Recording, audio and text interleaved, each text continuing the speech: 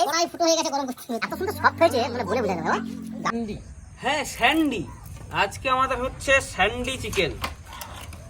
তো আমরা এখন কি করছি, বালিটাকে গরম করে নিই ভালো করে, আগুন টাগুন জ্বালিয়ে বালিটাকে আগে ভালো করে ভেজে নিতে হবে। এই বালির মধ্যেই হবে চিকেন, কিন্তু বালিটা মুখে লাগবে না। একটু ভালো করে ভেজে নিতে হবে, একটু ভিজে ভিজে ভাব আছে, একটু ভালো করে গরম করে নিতে হবে।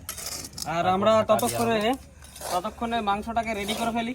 হ্যাঁ রেডি। হ্যাঁ, ভালো করে একদম মশলাপাতি সব মেরে মাংসটা ভালো করে ম্যারিনেট করে নাও। এদিকে বালিটা আমি ভাজতে থাকি। মশলাটা আগে দিয়ে রেডি করে নিই। এবার আমরা মাংসটাকে একটু ভালো করে ম্যারিনেট করে নিতে হবে। এদিকে ছোটু কাকা বালি ভাজতে ব্যস্ত, ততক্ষণে আমরা করে কি এইটাকে ভালো করে ঝাকাস করে রেডি করে নিই নাকি। তুই ভালো করে ম্যারিনেটটা করে নাও তাড়াতাড়ি। বালি গরম হয়েই আসছে। হ্যাঁ, ধোয়া উঠছে। হ্যাঁ ধোঁয়া মানে ফুসফাস করছে, গরম হয়ে আসছে, তাতে তুমি মাংসটা ম্যারিনেট করে নাও। ফুসফাস করছে, ফুসফাস ফকফাস সব করছে। ঠিক আছে। এবারে মাংসটা, এই যে এদিকে মাংসটার মধ্যে দেব এবারে লবণ।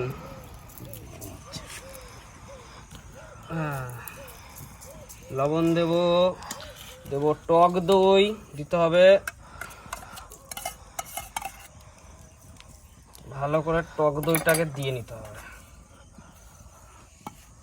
তারপর দেবো পেঁয়াজের পেস্ট, আদা রসুনের পেস্ট, কিছুটা কাঁচা লঙ্কাও দিয়ে রাখবো, কিছুটা কাঁচা পেঁয়াজও দেবো। এরপরে লেবুর রস, এইটা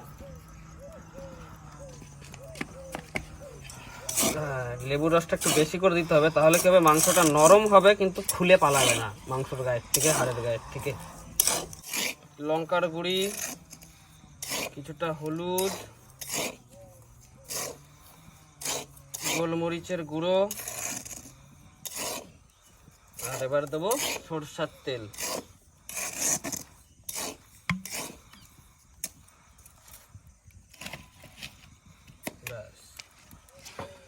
ভালো করে সুন্দর করে চটকে নিতে হবে। এবারে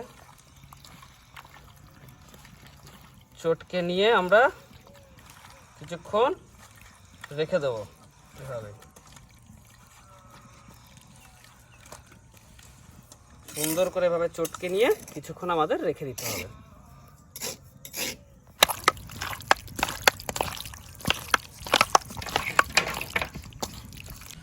আমরা এই কেতলিটার মধ্যে মাংসগুলো দিয়ে বালির মধ্যে বসাবো।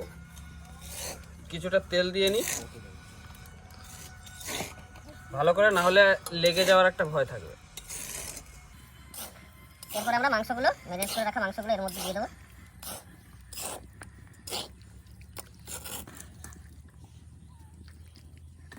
এবার জালটা একটু হালকাই দিই, আমরা তো চাপাবো তো, দিয়ে আস্তে আস্তে জাল দিই। মশলাগুলোকে ভালো করে এর মধ্যে দিয়ে দিই।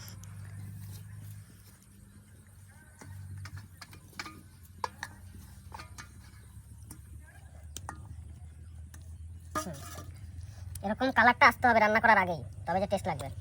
এরপরে আমরা ঢাকনাটাকে এঁটে দেবো। এরপর আমরা বালির মধ্যে এভাবে বসিয়ে দেবো। না ছোট কাকা, হ্যাঁ বালি গরম হয়ে গেছে। এবার নিয়ে আসো, দাঁড়াও সেটিং করে দিই সাইডটাতে। সাইড দিকে একটু তুলে দাও,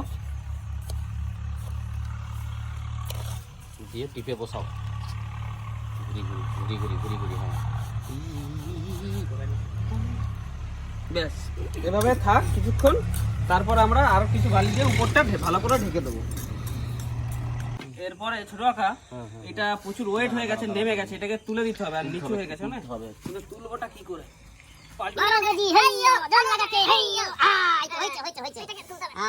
সুন্দর হয়েছে তো বন্ধুরা।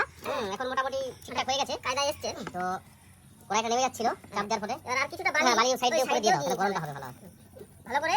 তখন আমি একটা জিনিস ভুল করে বলে দিয়েছিলাম কি কেটলি, খেয়াল করে দিলে? ও কেটলি, ও টিফিন বক্সটা কেটলি, ওটা হয়ে গেছে ওটা মানুষ নেই। এই টিফিন বক্সটাকে ভালো করে ঢেকে দিতে হবে। বালি ঠিক আছে, এবারে আরেকটু ভালো করে দিয়ে দাও কোটাতে। হ্যাঁ বালি তো প্রচন্ড গরম হয়ে গেছে। এরপর বন্ধুরা শুধু এরপর একটু অপেক্ষা, তারপরে রেজাল্ট আসতে চলেছে। হ্যাঁ এভাবে রেখে দিই আর ভালো করে জাল দিই। তো এইভাবে মোটামুটি বালিও গরম হয়ে গেছে, টিফিনটা দিয়ে দিয়েছি মাংস ম্যারিনেট করে। তো এইভাবে মোটামুটি আধ ঘন্টা মতন থাকবে। তারপরে নেক্সট কিছুক্ষণ পরে আসছি আমরা।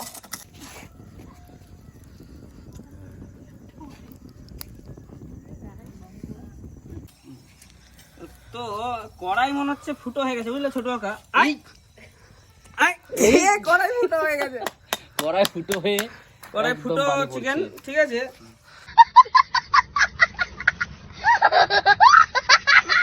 তো দেখা যাক কতদূর কি হচ্ছে। মোটামুটি আমাদের রেসিপি রেডি হয়ে গেছে বন্ধুরা। দেখতে থাকুন, কিছুক্ষণ 10 মিনিট মতন ঠান্ডা হয়ে গেলে তারপরে দেখেছি আপনাদের কেরম কি টেস্ট হয়েছে। এবার খুলে ফেলি। বালির কড়কড় আওয়াজ উঠছে যে একদম। আহ, বাহ, মাংসর ঝোল রেডি। খুব সুন্দর। তো বন্ধুরা দেখতে থাকুন, বালির মধ্যে যে আমরা রেসিপিটা করেছিলাম তো রেডি হয়ে গেছে। তো আমাদের খেয়ে আপনাদেরকে বলছি কিরকম কি টেস্টফুল হয়েছে।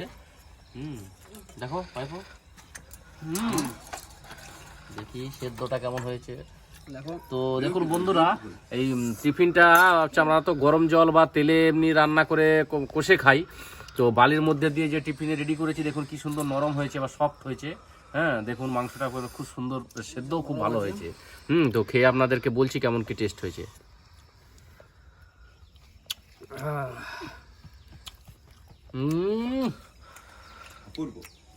অসাধারণ। তো এর যেটা টেস্ট নরম, মানে আপনাদেরকে বলে বোঝাতে পারবো না, এত সুন্দর সফট হয়েছে, মানে বলে বোঝাতে পারবো না।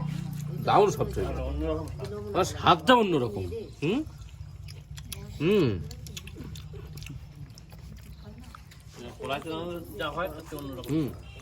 হ্যাঁ মুড়ি দিয়ে ভালো লাগে না, ভাতে আর রুটি দিয়ে।